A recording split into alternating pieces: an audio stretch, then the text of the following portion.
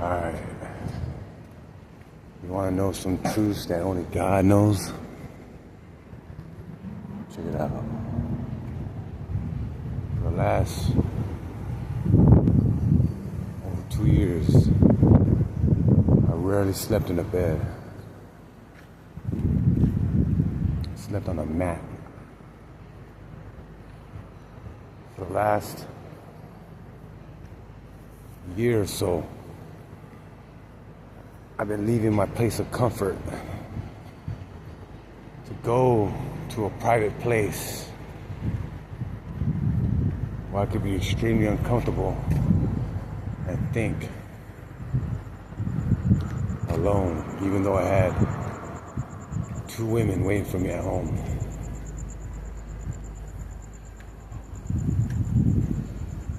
They were fine being with each other. They didn't mind. Taught them both how to swim. They cooked for me, massaged me. If I chose, for the rest of my life. Walked away from it all.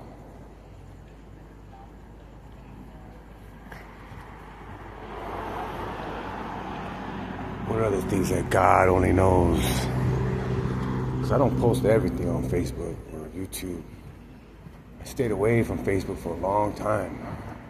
I just started posting on YouTube. You know, I don't even put titles to my stuff. Because truly it's just for me.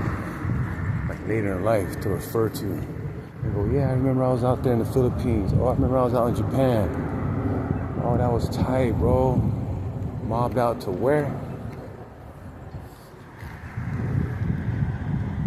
Things like that, you know what I mean? There's no guarantee that YouTube will be around and all my posts will still be there, but somehow, some way in the future, I believe that it's all going to be identified through your facial recognition. Information can be all gathered to where it's like, all you got to do is just be online and everything that matches with you will pop up. There will be no program. It'll just be a system that's, you know, anything digital will be interfaced. No more cell phone. You know, it'll be like your TV at home will be the cell phone. Everything, anything could be that. Whatever's electronically connected with digital, wireless, internet, it's all going to be accessible as if you're using a cell phone or a laptop or a computer, you know? Soon. Some people are going to have it embedded in their face, in their eyes and stuff like that, screens like that. Like, I don't want none of that. What are the things that God only knows? Even though I had money, I went to Santa Monica and was going through a spiritual phase of what to do. So I slept all over Hollywood. I slept at Hollywood High School at night. I slept at, you know, always isolated alone though, never in a group. You know, I'm not one of those guys that go on Venice Beach and we all group up. No. I mean, I'm playing ninja on my own. You know. But all around Hollywood, LA, as far as the trains could go to San Fernando Valley, pretty much where all the 24-hour fitnesses were at, except in Compton. You know, I never slept down the beach, but I always head back toward Santa Monica, Malibu, Venice. I didn't do Huntington. I always went west from Malibu area if I was to do that, you know. One time I was on a staircase, man, right there off, I think, like, way off of La Cienega near Venice, but like probably like 10 miles away from it still. And there's this one 24-hour fitness, and there's a high staircase right off the street. People walk by, won't even see me up there, you know. I even bumped into my little nephew, Steve, man. On my mom's side of the family, which is my dad's wife, Bernadette Lujan. Her younger brother had a son named Steve, and he's AKA Baby Steven, but he's a grown man.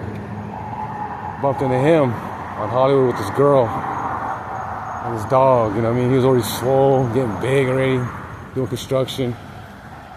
You know, last time I saw him was in Inland Empire. And I just talked to him recently. He's cool, man. Homeboy looks like ancient Kemet style, for real. A Guamanian version though. With the high cheekbones like that brown skin.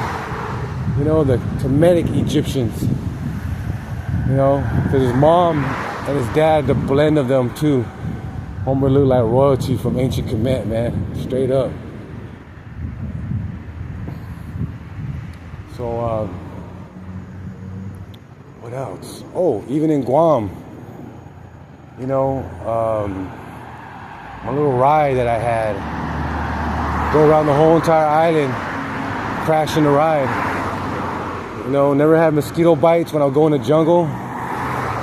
You know, I would bring people in the jungle. That was my business from Jeju Island, like 10 girls at a time.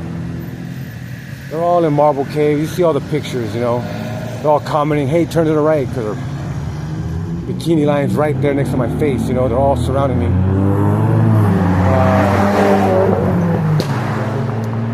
So the girls will get mosquito bites, and I'll take them to Marble Caves after to rinse off, and I'll go, look at your bodies now. They're like miraculously healed. You know, I said, hey, when you go in the jungle with me, you know, be at peace. Feel like you belong, and if you feel anything, you let me know. So we went, but everything was fine, but they got bit up.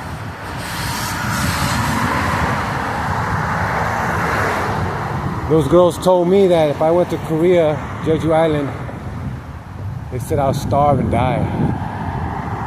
And I was like, how could that be possible? We got a different society over there, you know what I mean? Like, I don't know. I don't know if that's necessarily true for me, but that's what they're concerned about. Like, it's probably treat you as a foreigner, and then, you know, no jobs whatsoever, no way to survive, I guess, no way to make money, unless you get with the families. But they weren't thinking like that. These girls are trying to be like physicians and things like that, but they felt like they were enslaved too. When they went to Guam, when I met them at Chamorro Village, you know, they had this impression like they were visiting Guam as if they were visiting freedom. Even though they're in, I believe, what, North Korea is the free one? I'm not sure which one's the free one, but whatever is the free one, the more democratic one, that's where they were from. And there's an island called Jeju Island, that's where they're all from. Even if I was able to teach English over there, they said I still wouldn't qualify. A very strict economy. And then you have to have a visa, all this stuff, keep extending it. You know, I don't know why they said that. Maybe they're involved in relationships. I don't know. Anyways, but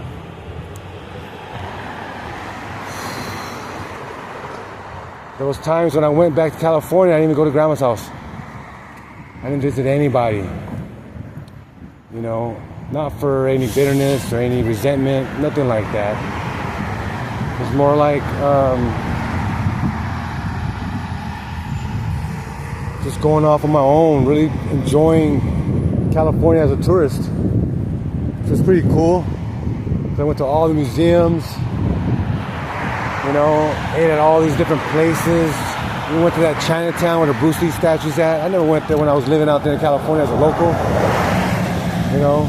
So it was cool, man. And all those times being outdoors, I never had no problems. And if I did, I wouldn't tempt it and risk it in terms, I always had money. And I always had, like, I could meet a girl on the bus and we'll click up, and or train or wherever, walk along the beach, even out here. I'm not being single because, you know, I can't get at women, nah. Not to be egotistic, but I don't know, I guess I have a certain criteria now, and I don't want to run through the numbers. You know, I was never interested in every opportunity I get with the women. You know, like most men would go for it. I pulled back. You know, I wasn't always like that. Even when I was faded, you know. I used to get faded so I don't have to mess with nobody. So I'm not social, like, automatically so I could just skip out. Even though I know what I was doing and stuff like that, but I use that a lot to not have to socialize and be bothered by the opportunities that were given to me, you know. I'm not saying I was better than them or anything like that. It's just, I don't want to have to hassle with all that, man. Go through your lies. Me, maybe duplicate lies. You know, but I guess my main problem was this. Every girl I had to raise them in a way. They were older than me, younger than me, didn't matter. Raise them. As in, dropping so much wisdom and knowledge into their spirit and being. Even tell them I want the best for them with or without me type stuff. You know, like, yeah, man, if you find a guy, you know, while we're talking, you know what I mean, go for it. Because I want to see what's really for me. I wasn't trying to, like, you know, doubt their faithfulness or doubt their friendship. I was always giving a way out for women, you know. And then the ones that would stick and stay in, you know, I'd probably more likely have a relationship and it would last for a while, right? But then I'd give up. That was me. Because I wasn't really interested in her that much. And she was interested in me. Like, the relationship was supposed to be 3 months, not 2 years. I already know that for a fact with a lot of them. And then the ones that I really wanted, I didn't want to put the effort to follow the format. I don't want to introduce her to the fact that, look, I ain't trying to get married in no church. I ain't trying to get married through the state. You know what I mean? I wanted her to go ahead, you know, you go with your little systematic process that you like, that keeps you safe, I guess. You know what I mean? I'm too radical, you know? And I don't want to introduce you to all these things and then step away from you. So, you know, for whatever reasons, whatever I'm more loyal to. It could be loyal to me only, you know, not another woman or anything like that. Just like going through me, you know. And it wasn't selfish because I gave myself a lot to a great deal of women and spent a lot of time, like, in nonsense of, like, proving that I'm faithful to her when she could show up anywhere I'm at. And it just got retarded, man. And back to back to back, just like that. Like, I hate it right when they say, you're too good to be true. I'm like, oh, here we go again. Watch, it's going to start happening now. Insecurity, the jealousy. But when I met you at the party, you trusted me with everything, your whole entire body and all that. You just met me. Now that you got to know me, now you know it was real. Now you're going to discredit me? That was because she wanted me to be jealous, man. You know what I mean? I wasn't reciprocating jealousy. So, truly, I don't regret my life at all in any step. Now, I'm really grateful in terms of seeking God and placing Jesus Christ in my heart and giving my complete trust, because truly, I didn't trust nobody ever. You know, I trusted myself to help them, but I couldn't trust the fact that they'd be there to help me. Just to move or something. Never borrow no money. I wouldn't even go that far with nobody. Just for labor or presence or something like that. You don't gotta help me. Just give me a ride or roll with me since I helped you. You know what I mean? Like, I don't know. You know what I mean? I don't know but I would never ask people to that level where, like, it's at the point where, like, hey, bro, can I give you this and you just give me some money? I never, like, got into that with anybody. But I helped a lot of people out to save face for them. Or because, hey, you know what? That's my little nephew. You know what I mean? Let's get him going right. So I'll buy all your junk that I'll never use and stuff like that. And end up just throwing it away. Years later, though, I'll keep it for a long time. You know, welding machine, all these things. You know what I mean? It's just however they got a hold of it, you know. But, and then at one point, I decided just to go antisocial for a long time because of what my mother and my brother did. You know, it really like almost literally like try to break my heart, for real. So I had to make sure that I didn't get bitter. I had to make sure that didn't occur. I had to guarantee that, because if I would have got bitter, all those things that I'm bearing, I would have summoned it. I would have been manipulating women. I would have been, I'm talking about million dollar estates and stuff like that, $80,000 rings I would have been collecting, like it's Cracker Jack toys, you know. I would have ran through Hawaii Kai and took all those ex-wives. That's why I talk about rapping, no more wifeys unless you got a real, you know what I mean? Like, I had it all, you know what I mean? I had all the access right there in front of the husband. They didn't even trip. They look at me like, I'll give him a pass because I'm doing my own thing too. Maybe he'll be the distraction so I can go get mine. But while they're going through divorces, collecting 20 grand, 30 grand, 50 grand, like, they didn't care, you know? But I could have went bigger than that, you know what I mean?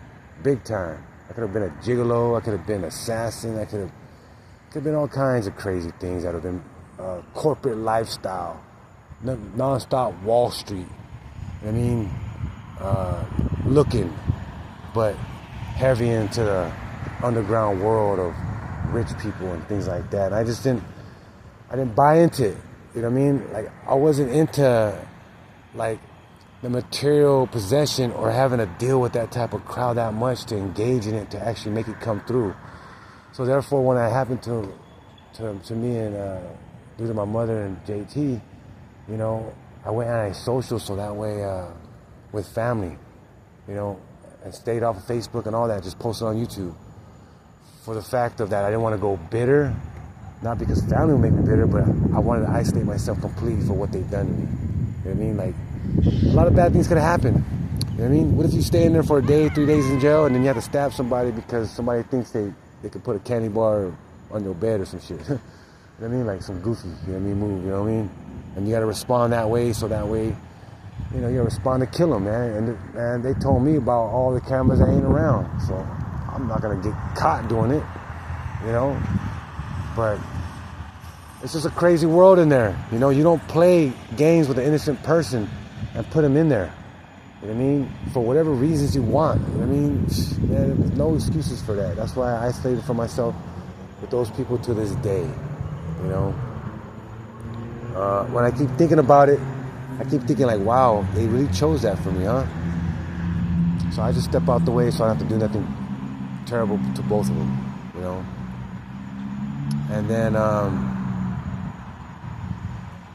you know, it's just wild, that's all. You know, it wasn't that bad, because when I look at it, man, most people that were oppressed, they got killed on TV. MLK, JFK, you know what I mean? All these people, Abraham Lincoln watching the show with his wife, pop right in the head, you know what I mean? You know, but, so my persecution was nothing compared to all the, and look what happened to Jesus, man, golly, you know? And he accepted it full on, and, you know, talking about like, I forgive them, and, you know, they don't know what they're doing. And the guy was a powerful person as a human. Therefore, his divinity forever will rise, you know what I mean, in the hearts of all the generations to come, past and present. And he became truthful in the flesh and in the spirit. And I'm grateful that I'm walking toward him, because I want to continue defeating temptations. I'm not proud of like these scenarios that could have happened or what I could have done in terms of like gathering wealth and living that